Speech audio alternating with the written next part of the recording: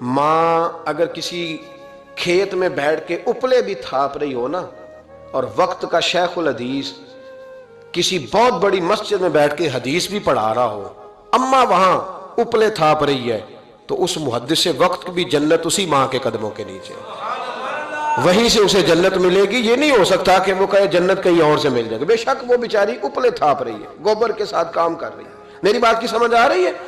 بزرگوں کا اکرام کریں، احترام کریں، ان کو ادب دینا سیکھیں، ان کے ساتھ لحاظ والا رویہ اختیار کریں۔ نبی کریم علیہ السلام کے صحابی حضرت ابو ہریرہ رضی اللہ تعالیٰ عنہ فرماتے ہیں کہ حضور سید عالم علیہ السلام کے پاس میں بیٹھا تھا تو چند نوجوان حضور کے پاس بیٹھے تھے۔ جہاں ہم بیٹھے تھے وہاں جگہ کچھ تنگ تھی۔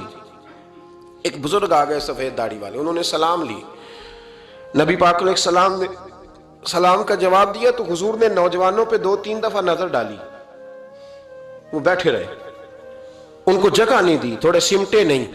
تو کہتے ہیں رسول پاک علیہ السلام نے بات کی تو میں کانپنے لگا۔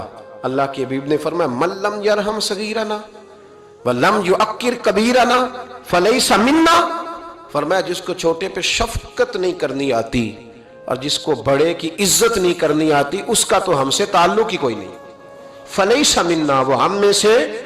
فرمایا وہ آئے تم نے جگہ ہی نہیں دی، سفید داڑھی والے شخص کا اکرام نہیں کیا، اس کو تم نے جگہ ہی نہیں دی۔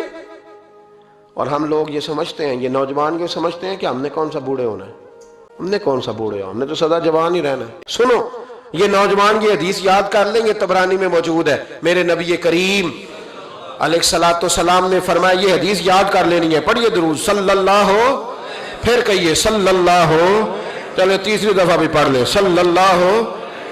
رسول پاک علیہ السلام نے فرمایا جو شخص اپنی جوانی میں کسی بوڑھے کی عزت کرے گا، جب وہ بوڑھا ہوگا تو اللہ اسے کئی گنا بڑھ کے اس کی عزت کرائے گا، اس کی کی گئی عزت سے کئی گنا بڑھ کے رب پھر اس کی عزت کرائے گا۔ نوجوان اکرام کرنا سیکھیں، بزرگوں کا احترام کریں، اپنے بڑوں کے ساتھ، اور بڑوں میں جتنے بھی صاحب فضیلت بڑے ہیں، آپ کا جو استاد ہے وہ آپ کے لیے بڑا قابل احترام ہے، بڑا قابل احترام ہے۔ میں ماسٹر کی ڈگری لینے کے بعد اب بھی کبھی گاؤں میں اپنی پرائمری کے ٹیچروں کو دیکھتا ہوں، اب بھی تو احساس پیدا ہوتا ہے کہ یہ اگر ہمیں وہ الف با تا سا نہ پڑھاتے، شروع کی کتابیں یہ المدہ عام نہ پڑھاتے تو پھر اس سے آگے بھی ہمیں پڑھنا نہ آتا۔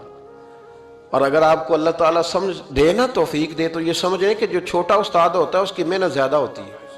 ہاں یونیورسٹی والے جو ٹیچر ہیں وہ تو لیکچر دے کے چلے جاتے ہیں، تو وہ جس نے رٹا لگایا نا پہاڑے یاد کرانے کا، وہ جس نے آپ کو املا لکھنی سکھائی ہے نا، اس کی محنت، اگرچہ اس کی تعلیم میٹرک پی ٹی سی ہے، اگرچہ اب آپ اس سے کئی گنا زیادہ تعلیم حاصل کر گئے، لیکن اصل مشقت اس قاری صاحب کی ہے جس قاری نے آپ کو قاعدہ پڑھایا ہے، جس نے تلفظ ٹھیک کرایا ہے۔